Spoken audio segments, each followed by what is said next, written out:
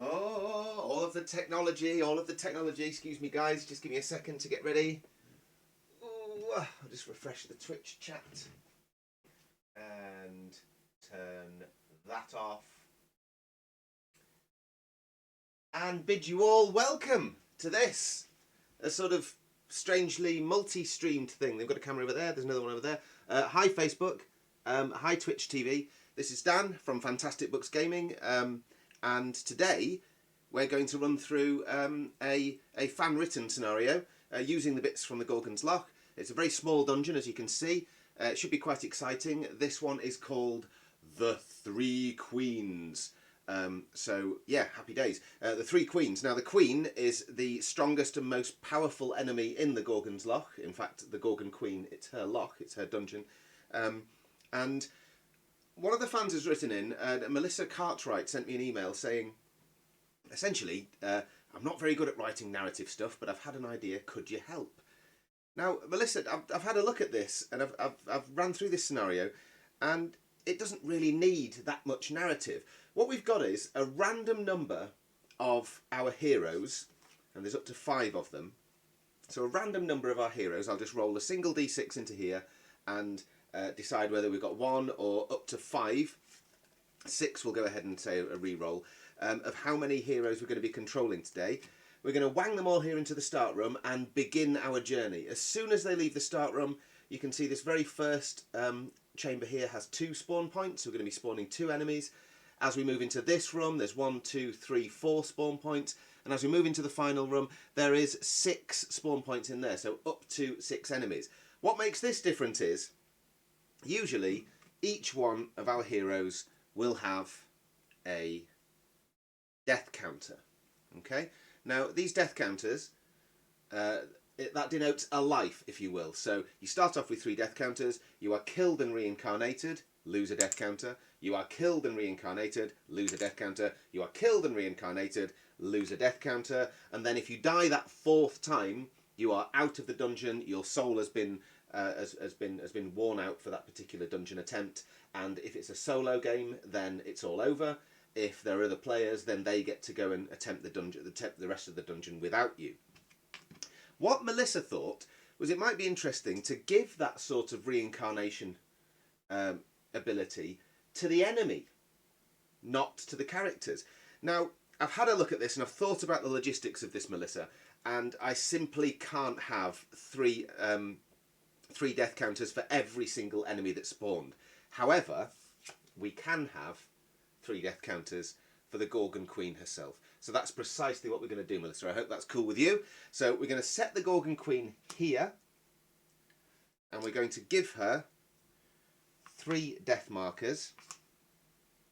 And rather than spawning her like normal, we're actually going to go ahead and we're going to sit her right here in the dungeon, right at the start.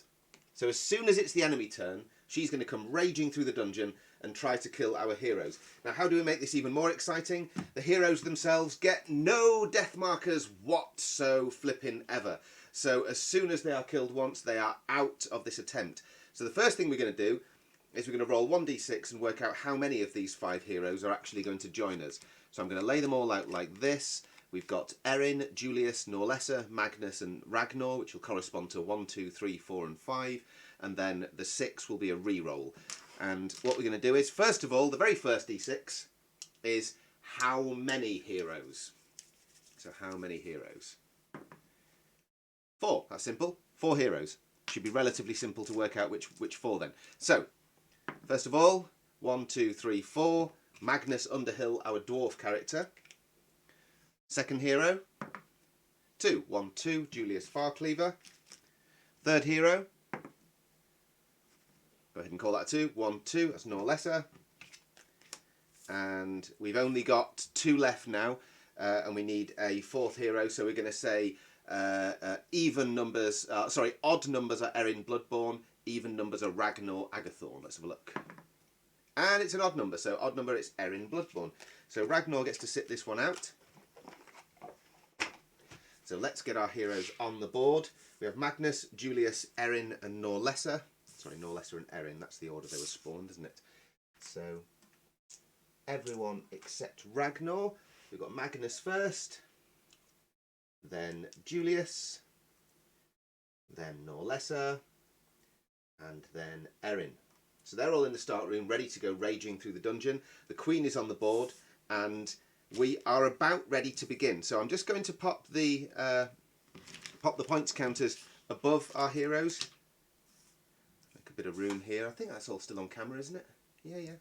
Looking okay. I haven't done any Facebook live streaming before, so hopefully this is going to work out okay. Right. So we've got these guys. None of them have got death markers. If they die, it's all over. Only the Queen has death markers. The scenario is called The Three Queens. It's been written by Mellisa Cartwright. Thank you very much, Mellisa. I think it's a great idea. In here is every single enemy, obviously apart from the Gorgon Queen. So I'm going to go ahead and give that a shuffle on camera, of course. Sorry, I keep forgetting. I don't know how much that Facebook Live can see, but hi Facebook Live. I can't actually see your chat or interactions or likes or anything. I've just got the Twitch chat up here. So if you want to go ahead and jump to this thing here. Oh no, you can't see that. You can't see that on Facebook. Sorry.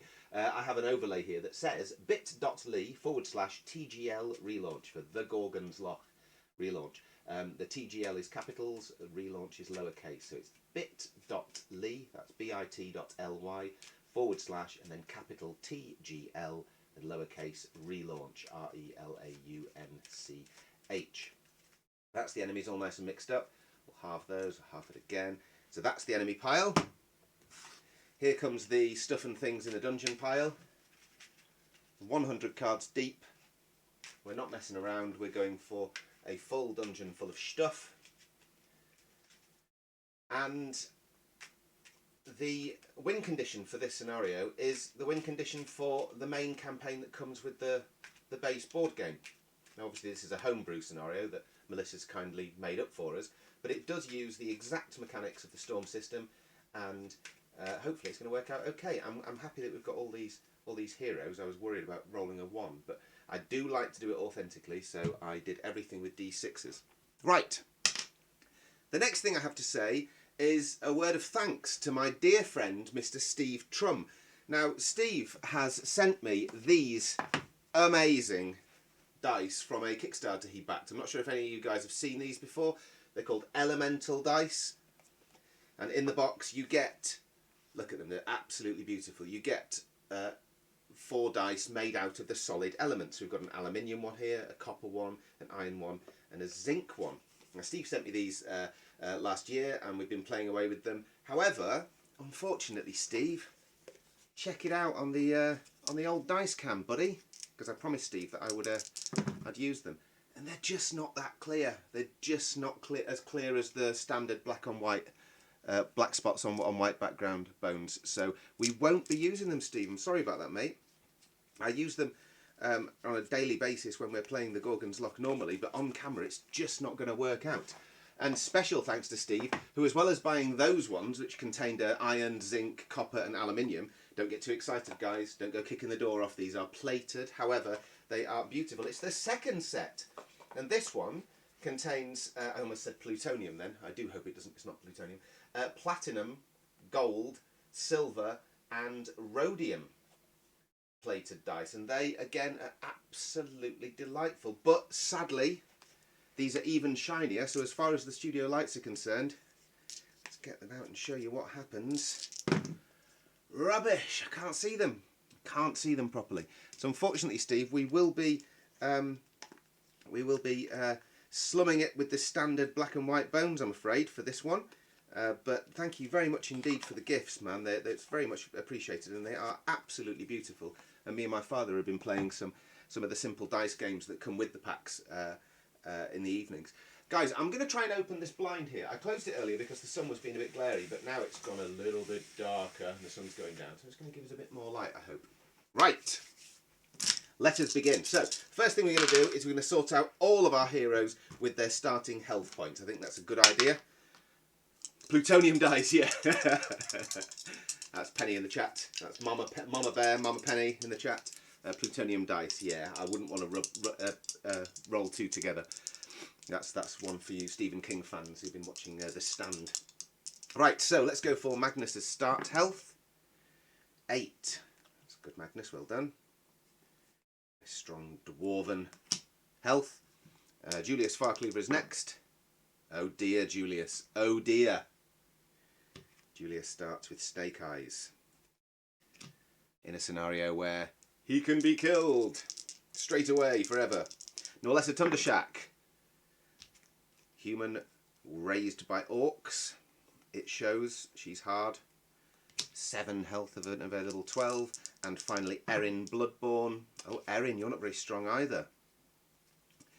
At 5. Right, okay, so the Gorgon Queen needs her health counters. Because there's only the Gorgon Queen on at the moment, I'm going to just lay them out like this. Apologies if I'm messing up the shot here with my horrid face. I'll get out of there in a moment. Do. Lovely. Oh, brilliant. Anne-Marie's joined us in the chat and she has placed the Facebook Live link for anyone who wants a backup. Yeah, so Ghost, if you can make it, or if you've made it by now, then you go ahead and... oh yeah, Facebook link onto Facebook. Well done, Penny. Well, no, it's all good, letting people know that we're live. That's great. Yeah, we've got a few adventurers who join us from America, and that's why we're doing this one a little bit earlier today. So hopefully they can join us in the chat and help us make decisions and stuff. Yeah, it's quite exciting to be doing both. Hi Facebook, hi Twitch at the same time. Yeah, I know there's restream.io and various things that will allow a single stream to go out to all these places, but I just haven't managed to get the tech sorted for that. So sorry guys. Right, I've got all the standees here ready to go. We've got our 4 heroes. They've all got their starting health points. We've got the Gorgon Queen over there. She's got her 8 health points. She's got her 3 lives to coincide with the 3 queens. Of course, using the standard method of reincarnation that her unwilling gladiators who are being cycled round her various dungeons use, we actually have to kill her 4 times. 3 times to make her mortal and then kill her. So this is going to be tough. This is going to be very tough. But let's see how it goes. So let's roll for Magnus Underhill's action points to start, shall we? 6 action points for Magnus. And what are you going to do with them? Well, I think get some searching done. Oh, what a beauty of a first! What a beauty of a first card. I wonder if that's going to work. Could I show you guys there a little better? Is that better to show you the cards there? I think it might be, huh? It's the Scroll of Death. The single most powerful card in the whole deck. There's 2 of these in the dungeon. And this allows you to... well, this powerful scroll will render any one enemy in the same room dead. You must then return this card to the bottom of the search pile. So if we can get Magnus to the Gorgon Queen, or at least in the same room as the Gorgon Queen, happy days. That is a damn good start, Magnus. Well done. That leaves you with 5 action points. Second of 4 allowed searches, a loose tile. It does nothing in this scenario. Third is the white key. That's some good treasure. And 4th is Wyeth's Chakram, which is an optional optional ranged weapon. There's Wyeth's Chakram there. So that was a good round. Good round, Magnus. Well done. Okay, so that leaves him with a single action point. And with that action point, I think he's probably going to take 1 step onto the lava bridge, and then we'll throw 1d6 to populate these, a maximum of 2 new enemies. There's either going to be 1 or 2, depending on the roll of this d6. Oh, it's both, 2. So the enemies are Queen's Guard number 3 and Skeletal Bowman number 4. So Queen's Guard number 3 is here. Skeletal Bowman number 4 is here. Queen's Guard respawned first. Skeletal Bowman spawned second.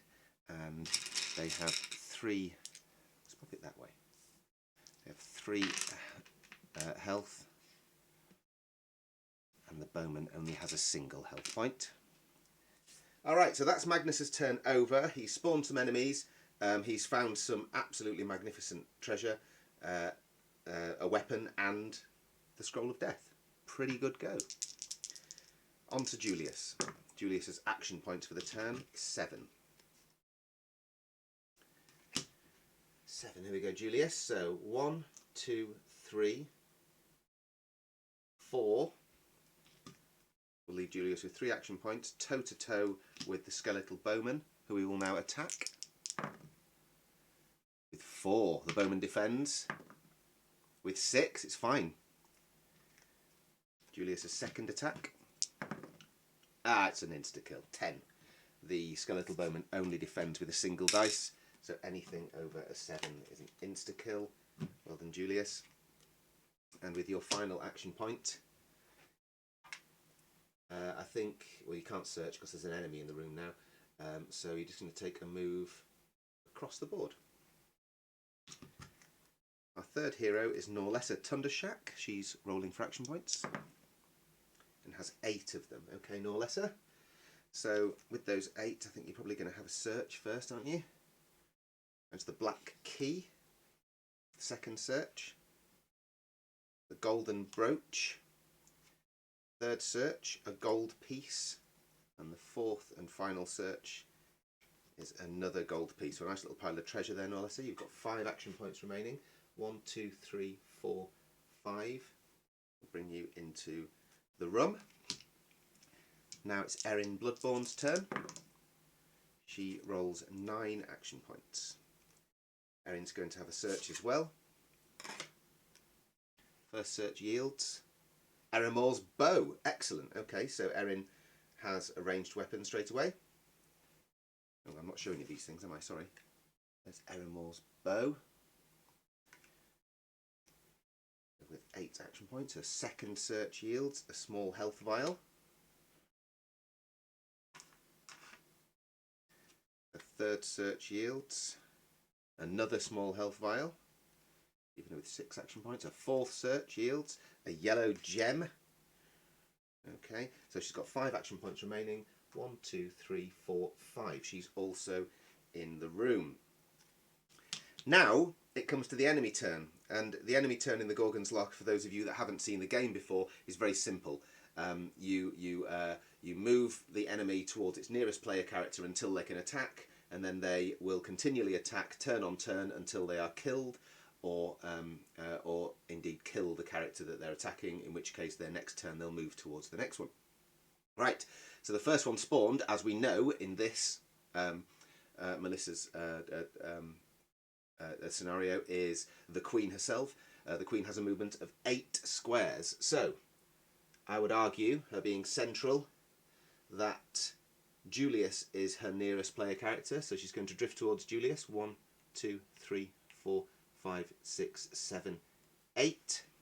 That's useful strategically because now we can enter this room without having to spawn enemies, because of course there's already an enemy in the room, i.e. the Gorgon Queen. However, she can't get to us yet, so that's the Queen's turn over. The next enemy is the Queen's Guard. It has a movement of 6. It's nearest to Norlessa. 1, 2, 3, 4 of its 6. It's all it's going to need, and it's going to attack Norlessa Tundershak with 3 dice. Norlessa has a starting health of 7. She could be killed. 8. Norlessa defends with 8. Fantastic. Okay, so that's the enemy turn over. Back we go to the start. Magnus Underhill is rolling for action points. Magnus rolls 8. Now with his 8, he's going to move on the enemy. 1, 2, 3. 1, 2, 3, leaving him with 5. And now he's going to attack the enemy. So he's attacking the Queen's Guard with 2 dice. The Queen's Guard defends with 2 dice. So the first attack, snake eyes. So obviously the first defense is successful. Second attack, 5, the second defense. 7, it's fine. The third attack, 9, that's more like it. The third defense, 8, so it loses 1 health point. And Magnus's final attack is 4, very weak. And Magnus's final defense, 5. Did I say 6? I don't think I did. I said no, it was 5. 4 versus 5, so it's fine. He did manage to nibble 1 of the health points off, but that's it. He has a single action point remaining. All he's going to do with it is to move 1 step closer to the Queen, because after all, that is what we're trying to do. Magnus does have the Scroll of Death, so hopefully he can get it and kill the Queen this once with it quickly. On to Julius Farcleaver, rolling for action points. 7. 7 action points, 2 health points. Now where are you, Julius? Julius is back here, so he's going to use 1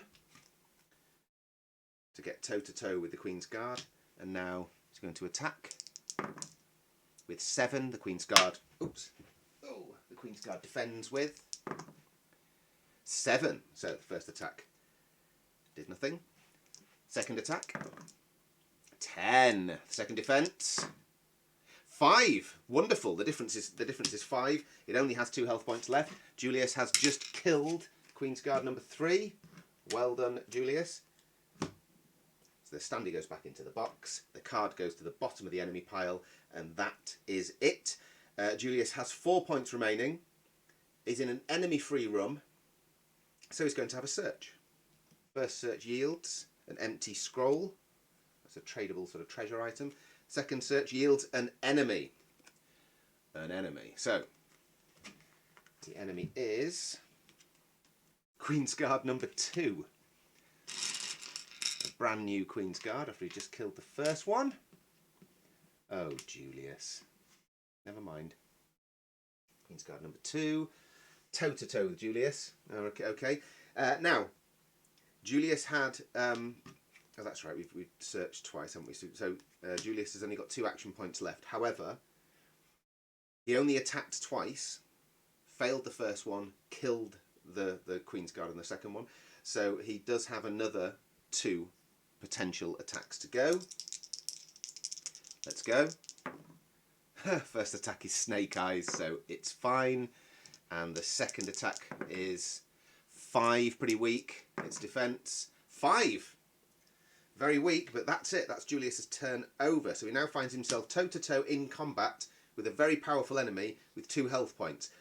The next hero is Norlessa. Norlessa is in attack range of the Queen's Guard, so she can help, I hope. Here comes Norlessa's action points. 3 action points.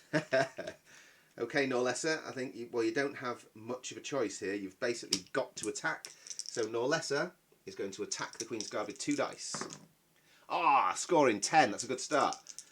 The Queen's Guard defends with 6. The difference is 4. It's only got 3 health points. 1, 2, 3. It's dead. Well done, Norlessa. Another Queen's Guard bites the dust. Excellent. Right, and that leaves you with a single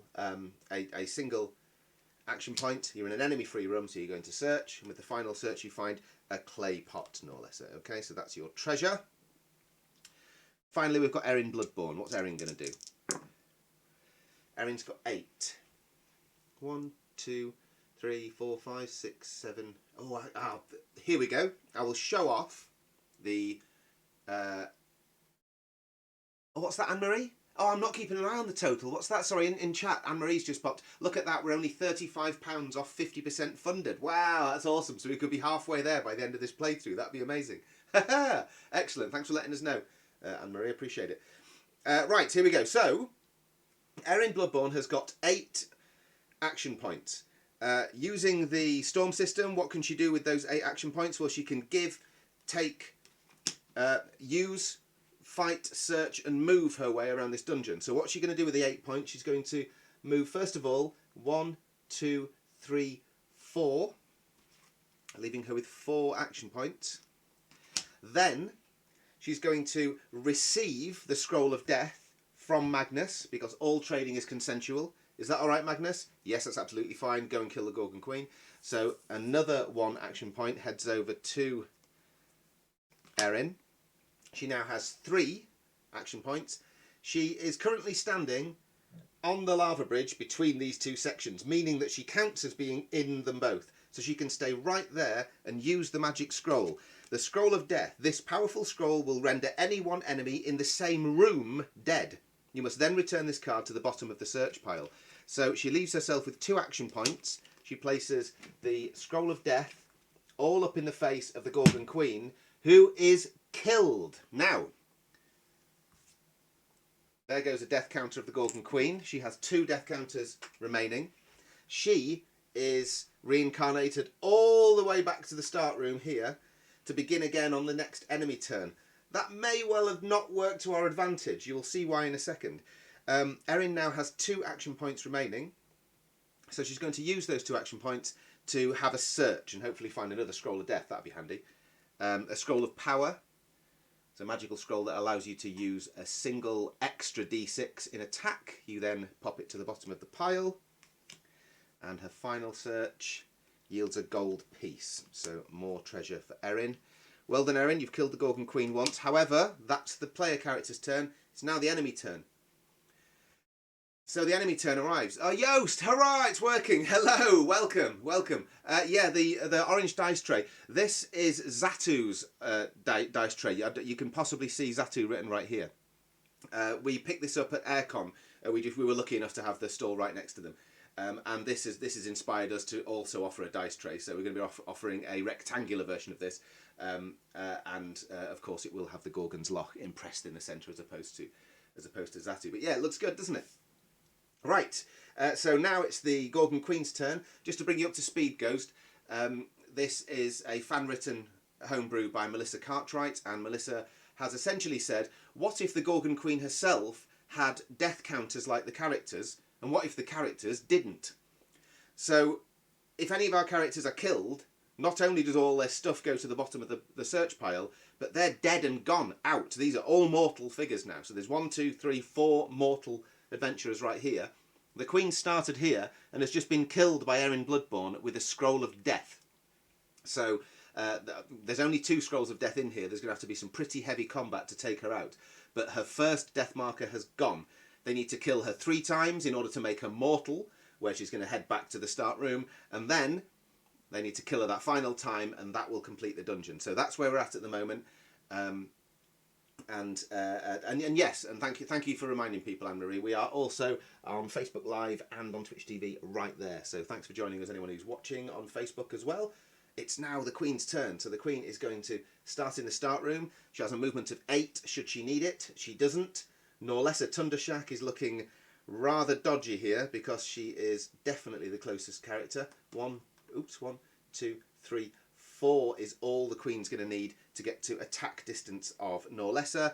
And she's going to attack Norlessa with 3d6. Ah, she's weak. She's been killed. She's come back weak. Perfect. So she only scores 6. Norlessa is defending. Ah, with 8. She's fine. So the Gorgon Queen has come beasted up behind Norlessa. And Norlessa has just been like, nope, not today, thank you. Back we go to Magnus Underhill, who is rolling for action points and rolls 8. So with those 8, 1, 2 is going to get Magnus up close and personal with the Gorgon Queen, leaving him with 6. Magnus's first attack on the Gorgon Queen is 7. The Gorgon Queen defends with 3d6. 6! Magnus, you have nibbled a health point off the Gorgon Queen. That is incredible. Well done. You have 5 action points remaining and 3 attacks remaining. Your second attack, 7. The Queen's second defence. Oh, sorry, just move the dice tray there. The Queen's second defence against 7 is more than 7. It's 12. She's fine. The third attack, oh dear, is 4. It'd have to be triple snake eyes here. Oh, she's fine with 12. And finally, 7. The Gorgon Queen defends. Ah, with much more than 7. 9. She's fine. Okay, so Magnus has now got 2 movement, and he's going to use those 2 movement to run away! Run away! Now we're on to Julius Farcleaver. Julius Farcleaver's special skill is Luck, allowing him to, or her to go all the way through the search pile manually and find any single card they want. Now, there is another scroll of death in there, so let's roll for action points, see what Julius is going to do. Julius is 1 square away from the Gorgon Queen. 5. 5 action points. Ideally, we could do with trying to activate Julius' special skill. So that's what we're going to do.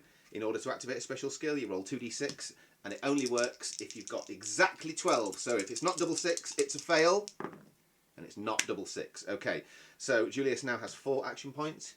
Going to use 1 to get toe-to-toe with the Gorgon Queen, leaving 3 potential attacks. Here's the first. 9. First defence, more than 9. Second attack, 4, weak. Second defence, more than 4. Not much more, but more. Third attack, third and final attack for this round. Oh, it's Snake Eyes. So the Gorgon Queen at this stage cannot fail but to defend against that because she uses 3d6. So we're not even going to attempt it. That's it. That's Julius's turn.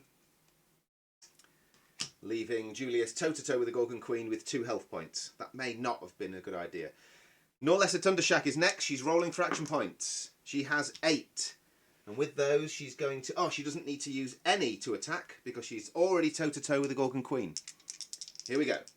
First attack. 10. The Gorgon Queen's first defence. 9. Again, another health point nibbled away. Well done, Norlessa. Next attack. 4. It's weak. Next defence. Yeah, she's fine. Third attack. 8. Third defence. More than 8. 15, in fact. And final attack. Oh, that's good. 11. Final defence. Look at that. 11. Okay, that leaves her with 4 action points for Norlessa. Norlessa has a specialist skill. It's called Double Kill. Norlessa is able to perform an instant kill on up to any 2 enemies in the 8 squares that surround her. The enemies should be removed from the board and their cards placed on the bottom of the enemy pile. Well, she's got 4 action points, so I see no reason why she shouldn't attempt to activate her specialist skill. We're looking for double 6 and only double 6 for Norlessa to kill the Gorgon Queen for the 2nd time. Let's go. No. So that leaves her with 3 action points. You have to use your action points if you can. So there's nothing for Norlessa to do but run away a bit, which she's going to do. 1, 2, 3. Now we're on to Erin Bloodborn, the last player character to go before the Gorgon Queen has another go. 7. 7. What's Erin's specialist skill? Oh, it's teleport.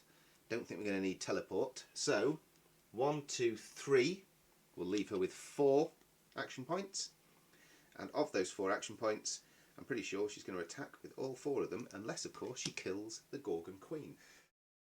Now, coming this way, she's come off that lava bridge. So now, when we head back onto it, if indeed we do decide to head back onto it, we're going to have to repopulate these enemies. However... Oh, we're over 50%? Oh, fantastic. Oh, that's happened while we've been live on air. Ace. Oh, thanks so much, guys. For those of you watching on Twitch, go and visit bit.ly/TGL relaunch. And for those of you watching on Facebook, go and visit bit.ly/ and then capital TGL for The Gorgon's Loch, and then lowercase relaunch, because this is a relaunch from a campaign that the first COVID lockdown scuppered back in February. Huzzah! Big cheer indeed, Penny. Yay, over 50%. That's brilliant. So thanks for spreading the word. That's awesome of you all.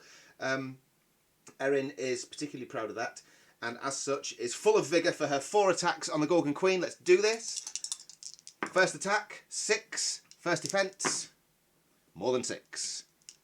Sorry, I keep knocking the dice tray around in excitement. Second attack, 9. That's a bit more like it. Second defence, oh, way more than 9. 14. Third attack, 7. Mediocre. Third defence, oh, it's only 8. But a win is a win. Erin's final attack. Oh, 3.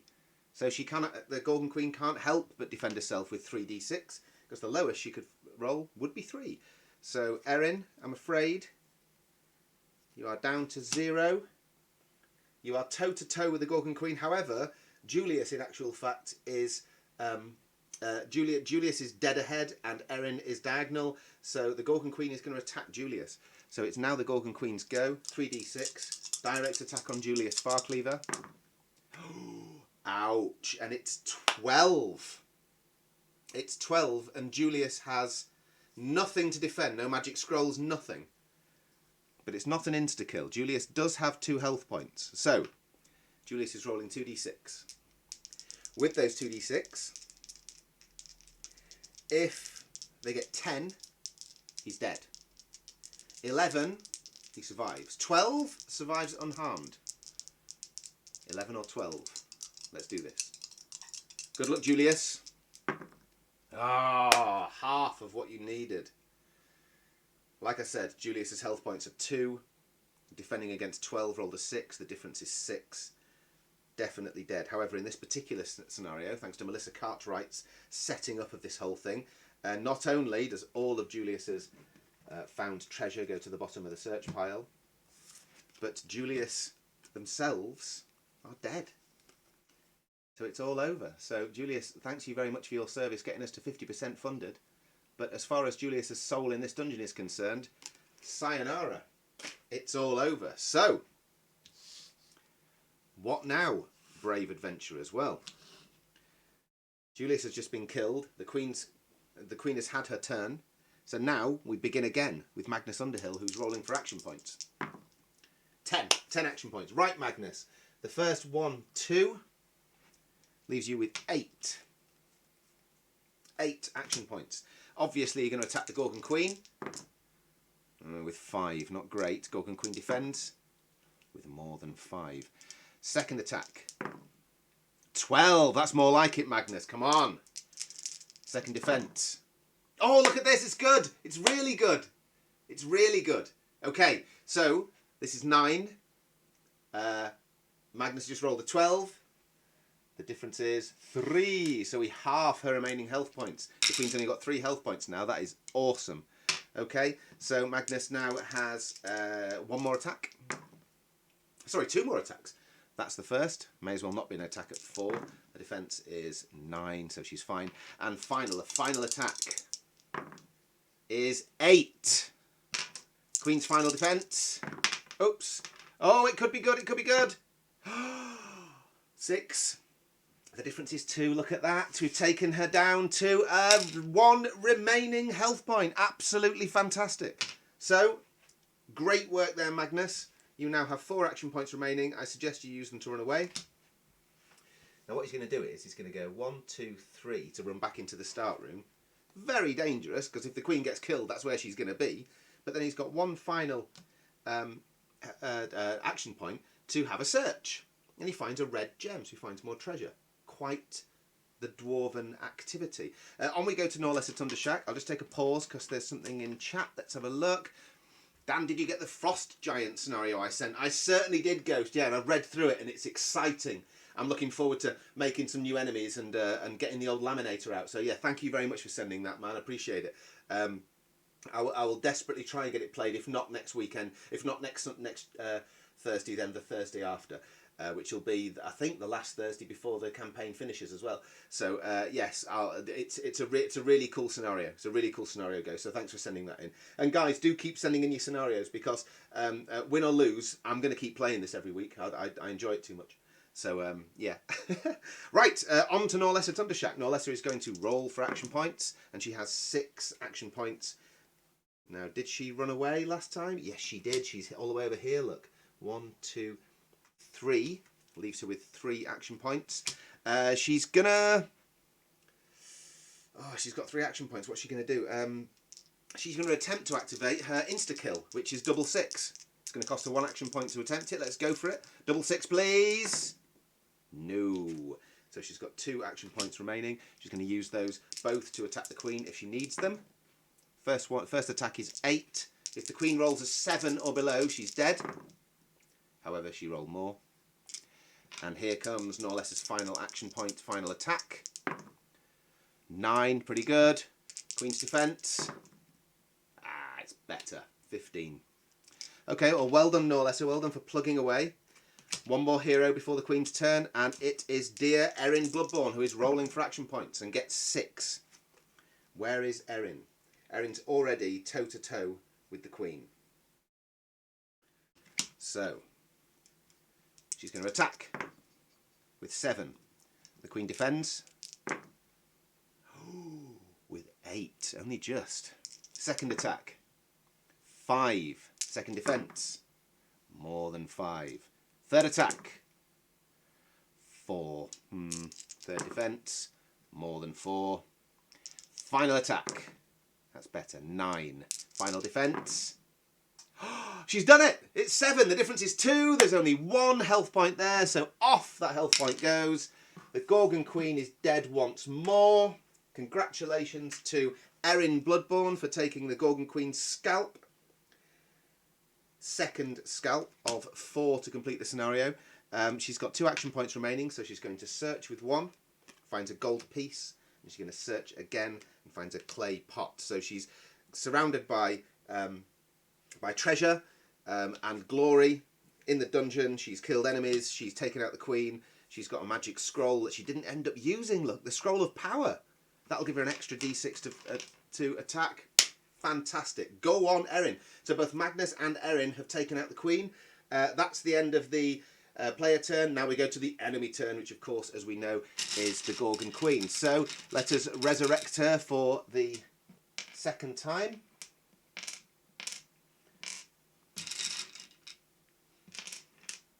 There we go. This is going very well indeed for our heroes. Not so well for the Gorgon Queen. However, she arrives in the room and immediately finds herself toe-to-toe with Magnus Underhill, who greedily popped back to get himself a red gem from the start room. So here comes the Gorgon Queen's attack. 11. Magnus defends. Ouch, with 5. So Magnus's 8 health is reduced to 2 in one fell swoop. Ouch. Yeah, absolutely. Yeah, I'm a big fan of these as well. I don't know if you can see them well enough on the camera here, but yeah, lots of people have commented on them. They're nice, they're big, they're chunky, they're wooden, and I love them. So we've asked our manufacturers to maintain the quality of these in the retail and Kickstarter release of the game. So yeah, sorry, that was in relation to someone in the Twitch chat saying that they love the heart. Right, so that's the Gorgon Queen's go. So now it is Magnus Underhill to get some revenge with 6 action points. Well, he's obviously going to be attacking quite a lot, I would imagine, knowing Magnus. Here comes his first attack. 8, it's pretty good. First defence by the Queen. Look at that! 8 versus 2, Magnus's very first attack. And he takes half of her life away. Amazing. I mean, that is about the weakest roll the Queen's going to roll, right? Amazing. Okay, so here comes Magnus's second attack. I'd love it if he took her out now. That would be crazy. Oh dear, 7. And her second defence, it's more than 7, it's 11. Okay, third attack, 5. Third defence, more than 5. And final attack, 5. Final defence, more than 5. Okay, so that leaves Magnus with 2 action points, and he's going to use them to get out of there. So Magnus bravely runs away. Brave Sir Robin runs away. Yeah. Oh, in the chat, I know, absolute miracle, Ghost. Yeah. So this is the most powerful character in the Loch, and of the 3 characters that remain, Magnus has just basically halved her health and then ran out of the room with 2 health points. Pretty cool. Yes, Penny, Ghost Story, The Frost Giant is fantastic, and I will email it over to you if that's okay with you, Ghost, so that so you can have a read of it. Yeah, Ghost is the master of making me get my laminator out, because he's writing scenarios for this. We're inviting weekly homebrew scenarios because that's been built into the design of the Gorgon's Loch. Although the Gorgon's Loch comes with 6 pre-generated scenarios in a long campaign that are linked together, the game's been designed from the ground up to be so you can play your own adventures, so you can create your own adventures, your own maps, etc. So Ghost is the yeah, he's the master of making me create new enemies and get my laminator out, which I don't mind in the slightest. It's a lot of fun. He was the first to introduce the ubiquitous in D&D and Warhammer and stuff, the ubiquitous gelatinous cube, which in our case is called the Globber, and as it moves, it leaves behind it a trail of lower powered enemies called Globlings. So yeah, there we are. Right, so what's just happened? Magnus has just halved the Gorgon Queen's life and then run away. So that's Magnus's turn. Now it's Norlessa's turn. She's rolling for action points. She's got 6. Where is Norlessa? Norlessa's here. 1, 2, 3. 1, 2, 3. We'll see her toe to toe with the Gorgon Queen. So she's just going to go for it.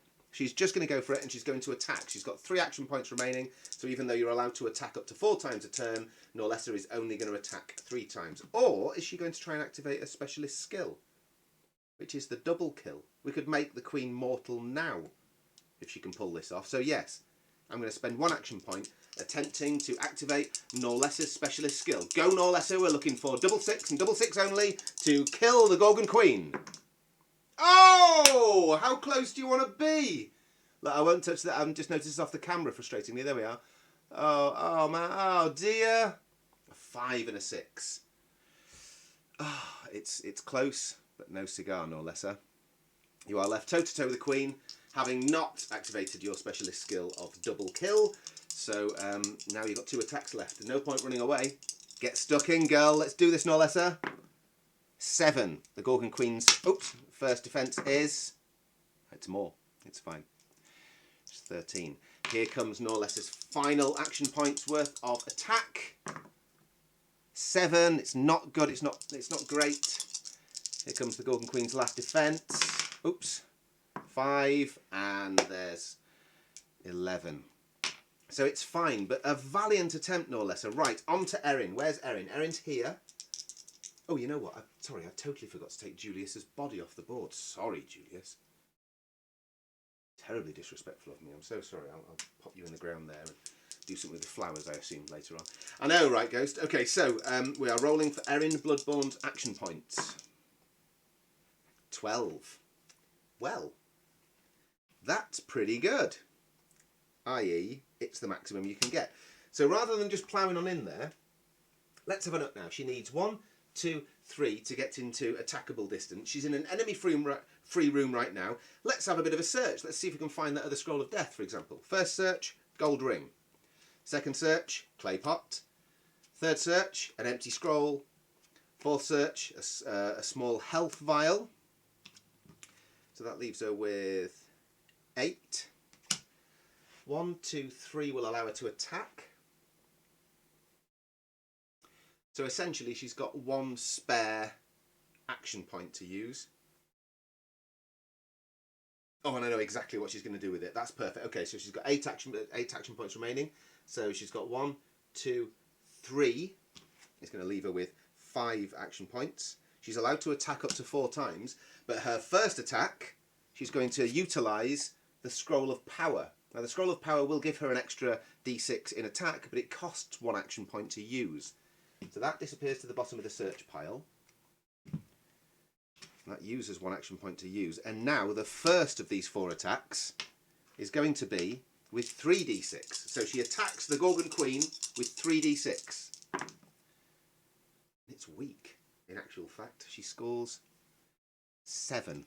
So that feels like a waste of a special scroll to me, but there we are. Here comes the Gorgon Queen's defence. Oh, it's 6! So she did actually manage to nibble away 1 health point from the Gorgon Queen. Well done. Now you are down for your remaining 3 attacks to 2d6.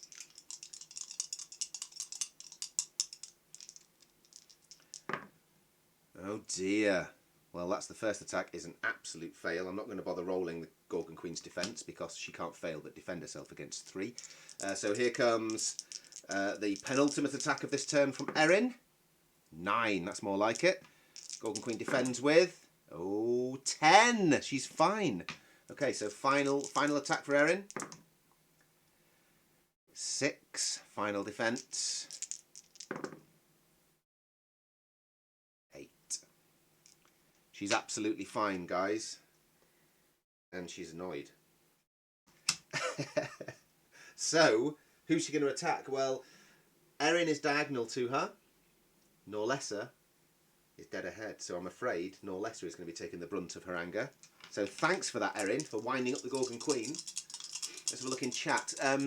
Another add-on, wooden skulls to put down on the space where a character died. Maybe screen printed with the character's face. That's interesting. It's interesting to sort of show the point of death. A lot of people who have been playing this game without us being there to kind of show them how, when a character dies, they've been taking their death counter and just turning it over. Because Gabby's artwork, it just says death marker and it's on a black background. It's all quite spooky. So people have just been turning them over. We thought about perhaps having the artwork here. Oh just show you guys on Facebook. So having the artwork, oops, this artwork here, oh dear, it's very dark, isn't it? Sorry guys. Anyway, it's a little square with a skull on. And on the other side, exactly the same artwork, but with a line crossed through it, like a red line, a red cross of blood, perhaps. So we thought that sort of thing might work. Right, so the Gorgon Queen is about to attack Norlessa Tundershak. So here it comes, 3d6. Oops, oh dear. There goes the dice off the table. Okay, 10. Norlessa has no magic scrolls to defend against. She's just got 2d6. She's defending against 10.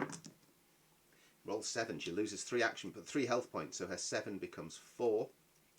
See, we are being depleted. We are definitely being depleted by the Gorgon Queen's attacks. That's the Gorgon Queen's turn over. Back we go to Magnus to roll for action points. Magnus has got 12 action points. Fantastic. Okay, so Magnus's very first action point is going to attempt to activate his specialist skill. I'll use 2 different dice to try and get this double 6. So here comes the double 6 from Magnus, I hope. Nope. Okay, so you don't need to worry about his specialist skill, but it is in fact bounty. So if he does manage to activate it, he takes the top 5 cards off the search deck.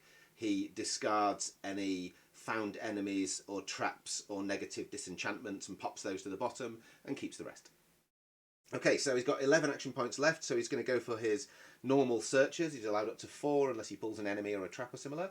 So here's the first one, a gold piece. Here's the second, a medium health vial. I'll leave that up there for use later. Third one is a small health vial.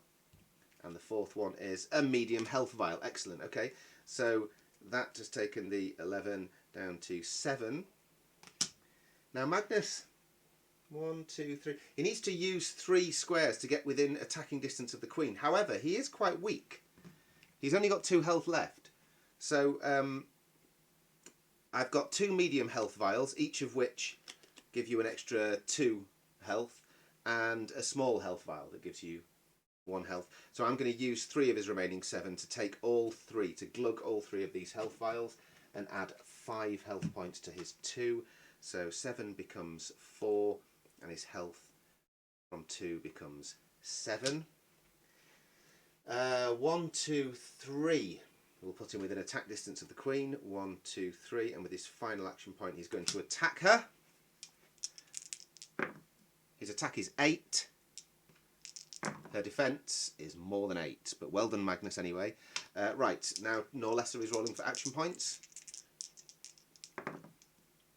9 action points. Well, I think we know what her first few are going to be. So her first attack on the Gorgon Queen. Oh, is 10. That's pretty good. First defence of the Queen. Look at this. Look at this. 10 versus 6. The difference is 4. Count those health points. There's only 3. The Gorgon Queen has been killed back to mortality. Fantastic. Her final death counter back in the box. The Gorgon Queen is dead. We're halfway through the play around. Norlessa's got 8 action points remaining. That's absolutely fantastic. So she's going to have a search. Finds a gold piece. She deserves it. Second search, a clay pot. Third search, an empty scroll. And a fourth search, the black gem. So she's just discovered a huge, great pile of treasure after killing the Gorgon Queen. Norlessa is having a legendary turn. So she's got 4 action points remaining. So she's going to... 1... Oh, okay. I'm going to leave her with 3. We need to roll 1d6 to work out what enemies are going to appear on this 1 and 2. Both of them. And they are skeleton number 7 and Lichen Hall Walker number 1. Now, I didn't have to do that. We could have hung around in the start room knowing that this is where the Queen's going to get back to and then taken her down. Oh, Ghost, it was written by Mellisa Cartwright and it's called The 3 Queens. It's pretty good, right? So we've got skeleton number 7. I shouldn't have done that. I should have just stayed in here. But the first new enemy to be spawned was skeleton number 7. Quite a low level enemy, just 2 health points. And the second enemy to be spawned is Lichen Hall Walker number 1. Lichen Hall Walkers are as powerful as the Gorgon Queen in both attack and defence. Three dice both sides. The only difference is they can't move quite as far as her, but they can move 5 squares, so that'll be enough to get into the start room and kick our butt. And also they have 5 instead of 8 health points, but otherwise they're essentially another queen, which is incredible. So what we're going to say is we're going to need to get rid of all of these enemies, not just the Gorgon Queen. However, that's pretty frightening. Okay, so she's got 3 action points remaining as Norlessa. She hasn't got any specialist stuff going on, but she's going to spend 2 to get toe-to-toe with the Lycan Hallwalker, and then she's going to attack the Lycan Hallwalker because it's her fault. She just spawned it, so here we go. 6, it defends with more than 6, so I'm afraid that is Norlessa's turn. Now, we've got Erin's turn to go before the Queen comes back and the enemy have their turn. So, well, that's interesting actually. When the Queen comes back, she'll be the 3rd enemy spawned, whereas she's been the first from the from the start of the adventure, because she started the actual adventure spawned already. However, she's not there at the moment, so these 2 have been spawned. Right, so Erin Bloodborn's action points. Let's do this. 8. Is that enough to make a difference, Erin? 8 action points. Right. 1, 2, 3. 1, 2, 3. We'll leave you with 5. You are diagonally toe-to-toe with the Lycan Hallwalker. Your first attack on the Hallwalker. 9. First defence. 14. Second attack. 4. Second defence. It's fine. Third defence. Third attack, sorry. 4 again. Third defence. It's fine. And Erin's final attack is 10. A little more like it. Third final defence.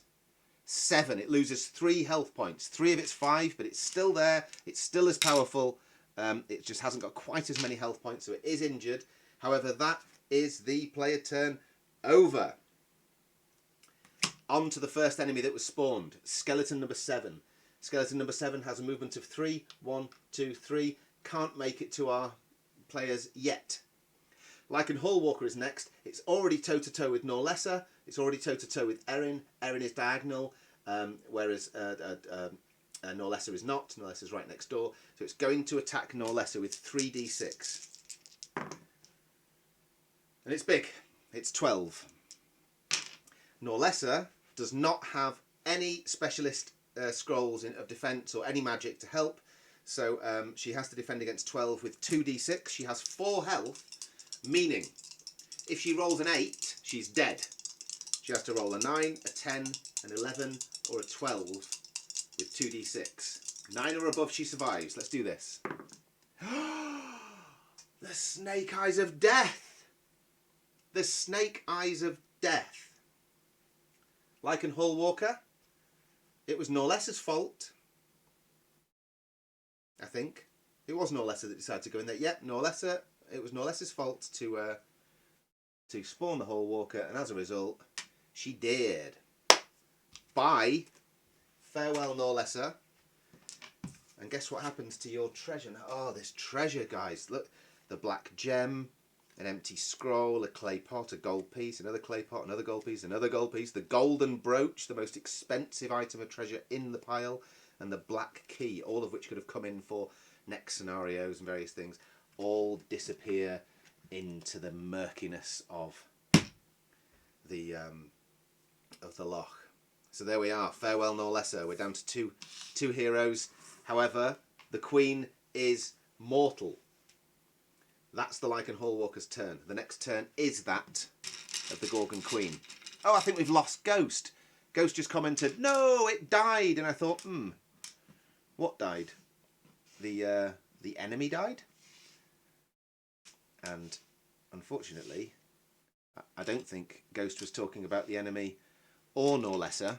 I think he's talking about his internet connection, which is absolutely fine for about an hour and then just seems to kick him off, and we've no idea why. So sorry about that, Ghost, but if you're catching up now on the rewind, thank you very much indeed for joining us, man. We very much appreciate all your help and support through this thing. Right, that's the enemy turn. The Lycan Hallwalker's just gone. It's now the turn of the Gorgon Queen, who comes back with a vengeance. Pow! And lands toe-to-toe with Magnus Underhill. So she's going to attack him, obviously.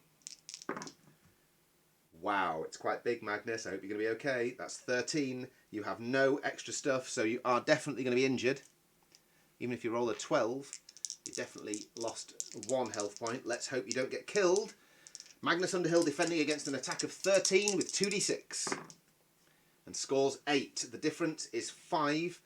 So those 5 health points that he gained from glugging those 3 potions earlier, if I hadn't have done that, he would have just been killed outright. So Magnus has just taken a big hit. He's down to 2 health points, but that is the enemy turnover. In the order they were spawned: Skeleton, Lycan Hallwalker, the Gorgon Queen herself. Now we need to clear all of these enemies out in order to complete this dungeon, but Mellisa Cartwright's main scenario win was to kill the Gorgon Queen outright.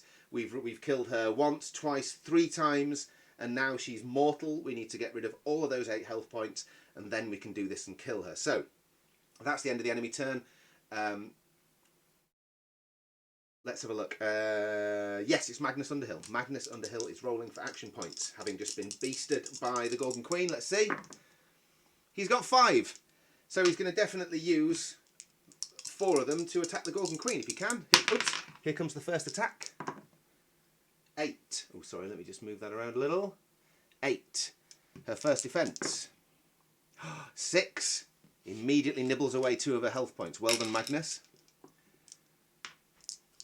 The second attack. Oh, it's good. 11. The second defence. It's weak. It's poor. The difference is 7 and she's got 6 health points. Magnus has just taken out the Gorgon Queen for the last time. That's it. It's over. The Gorgon Queen is dead. That is amazing. Ghost, if you had hung on for another 2 minutes, man. If your darn connection had let you for another 2 minutes. Oh, you are back. We've just lost the Queen. Magnus has taken her out with his second attack. Absolutely fantastic. So we've got 3 action points left now. We've got to get rid of these others.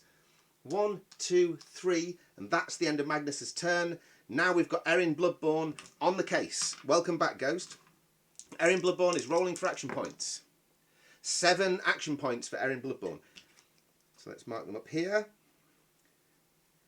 And Erin is right next to the Lycan Hallwalker, so that's who she's got to attack. First attack, 6. Hallwalker defends, more than 6. Second attack, 8.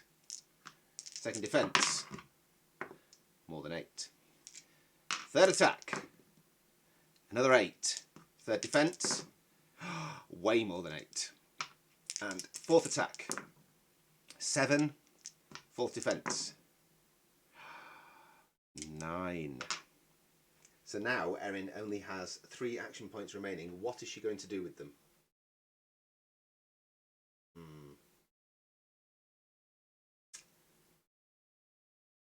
3 action points. And she's used all her attacks as well, so she can't use Erimor's bow to attack to attack anyone. She hasn't got any attacks left, so she's only got 3 action points left.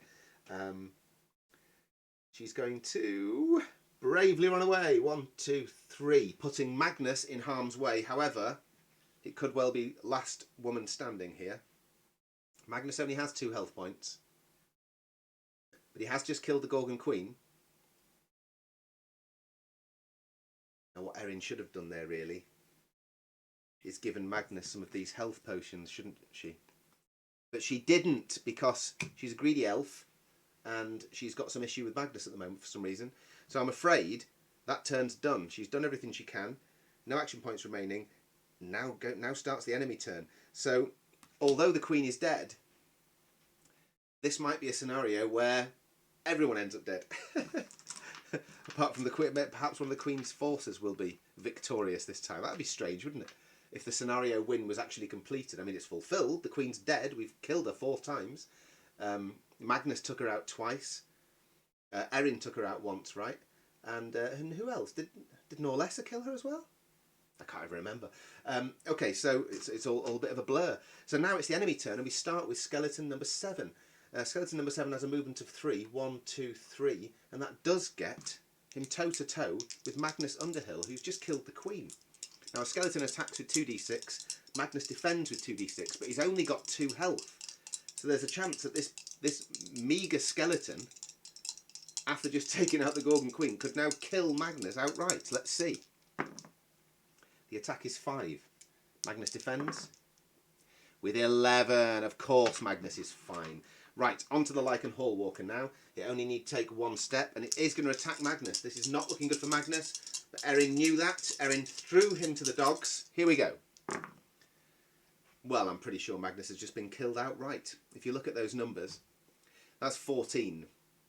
Now, Magnus doesn't have any special magical scrolls that allow him to defend with any more than the standard 2 dice.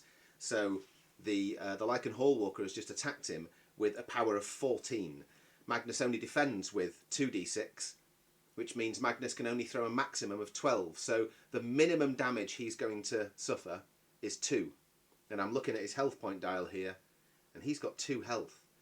So that roll alone has just insta-killed the hero that killed the Gorgon Queen twice. So, I mean, well done, Magnus. Well done. You didn't deserve that sort of death, but, you know, if you will allow your fellow dungeoneers to summon a Lycan Hallwalker right at the last minute, that's what happens. So, guys, we are down to a single hero.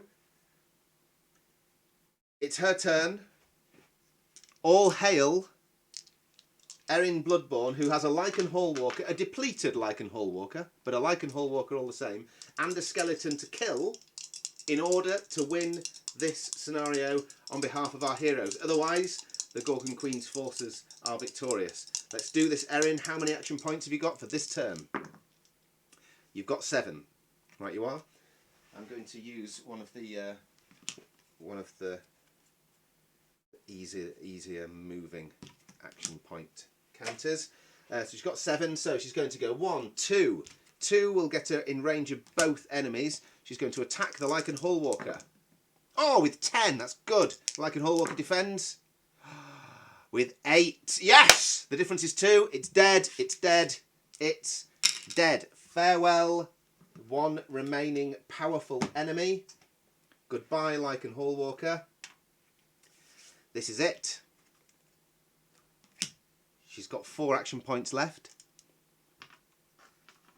4 action points left. 3 potential attacks. Let's go ahead and insta-kill this skeleton number 7 to give us a big finish. It's got 2 health points, so she has to roll. It only defends with a single d6, so she has to roll 8 or above for an insta-kill. 8 or above to give the dungeon to Erin Bloodborn. Ah, it's a 5. It's survivable. It is survivable. So the skeleton needs to roll a. It can roll a 4, or a 5, or a 6 to survive. 4, 5, or 6. 1, 2, or 3. Erin's 1. 4, 5, or 6. It survives. It survives. Here comes Erin's 3rd allowed attack of 4. 8. Oh, it's 8. It's an insta-kill. Oh, after all that, and it's an insta-kill at the end. She rolls an 8. The difference is 2. It only has 2 health. Skeleton number 7 powders away to dust to be reborn. Ah, fantastic. Well done, Erin. Well done, Erin. You have cleared the dungeon. You threw one of your fellow adventurers to the wolves. Poor Magnus. You've come away with health potions you can use on your next run. You didn't even have to use them. 5 health. You've come away with Erimor's bow, a huge, great pile of treasure with a yellow gem. You've got some gold pieces here, some clay pots. You've got an empty scroll. Well done, Erin Bloodborn. Obviously, these were Magnus's. They go to the bottom. And there we are, guys. That's it. Norlessa got the other queen kill. That's right. Thank you. So there we are. Erin Bloodborn is victorious in an empty dungeon. Thank you very much indeed to Mellisa Cartwright for writing that, or suggesting that. What was really satisfying for me was how it was so simple to swap the mechanic of the death counters from the characters to the enemy. I think that worked really well. I hope you agree. So I'll just I'll pop everything away in the box now. And yeah, I mean, any thoughts in chat about how that went? What did you think of that? I thought that was pretty good. I thought it was pretty exciting actually at times. And considering that I'd read through the scenario and had an idea, but we don't play test these things. We don't play test these ideas. We just make sure that that it works in the context of the rules of in the context of the storm system, in the very simple action point based rule system we have for the game. As long as it works within that, we're not really testing any of these homebrews beyond the editing and stuff to make it happen, you know. So yeah, I enjoyed that. I hope you guys did too. Let's pop Erin back into her character box. Victorious. Oh, obviously you didn't see me set this up either. So here are the little connectors that connect the board pieces. The board pieces are all modular, so you can go ahead and connect it up any way you like. There we are. And yeah, so that's that was the 3 queens, and I think that worked rather well. So I think I'm going to be introducing that whole death counter mechanic to other enemies in the future. Actually, that was a lot of fun. I enjoyed that. So it's now 50% funded, the Gorgon's Loch Kickstarter, which is incredible. It's gone a little bit dark here, hence the reason why the lights got a bit crap in the last few minutes. Sorry about that. Thanks very much for joining me in chat. I know I can see on the screen when I wandered round to show you guys the death marker that there's been lots of comments on the Facebook as well. So look, thanks very much for joining us on both platforms. I've never really done this. What I'll try and do next time is hire staff, i.e. Mama Penny, to help out in the chat and stuff in Facebook. I'm sure she has already anyway. Thanks, Ghost. Yeah, you made it. You made it to the end, Ghost. Well done. You made it to the end. Poor Ghost has tried to watch so many of these things to the end, and been kicked out after an hour or something. So it must be so frustrating. But look, thank you all so much for joining us.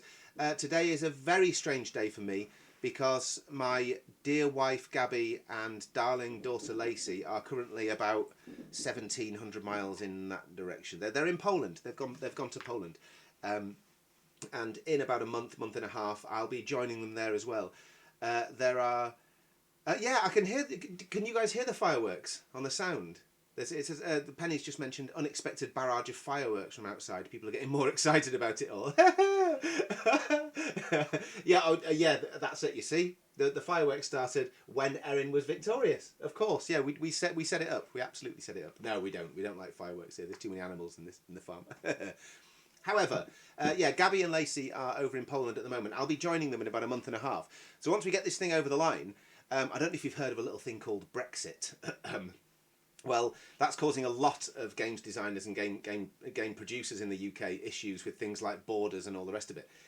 However, working from within the EU allows us to fulfil this thing way more efficiently.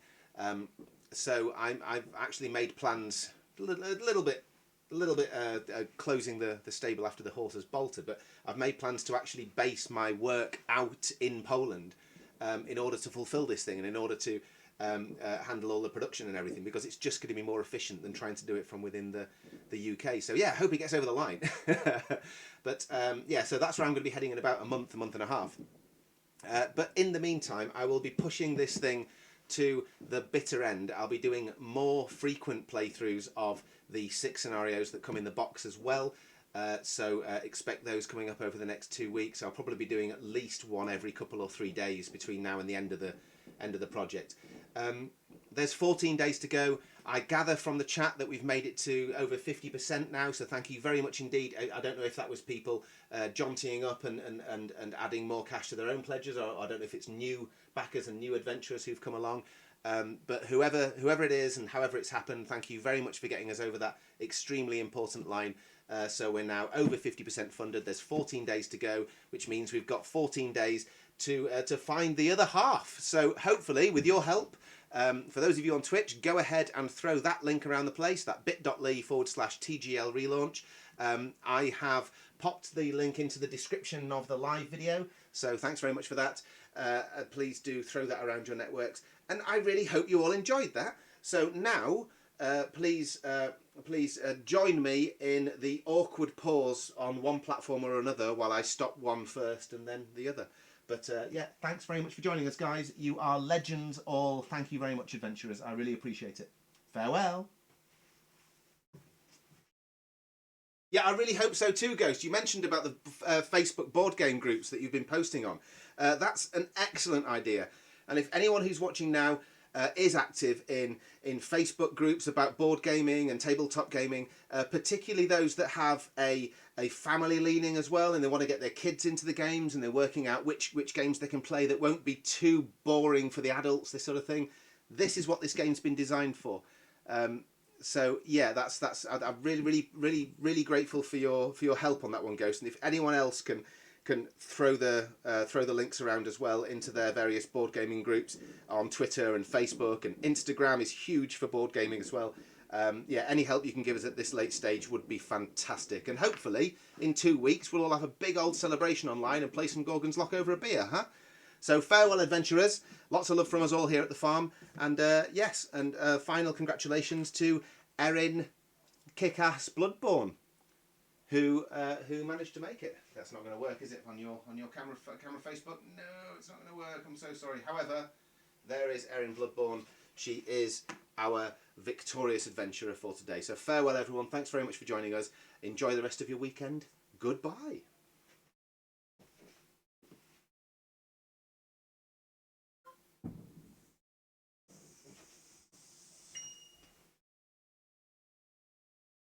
Thanks, everyone. Have a lovely weekend.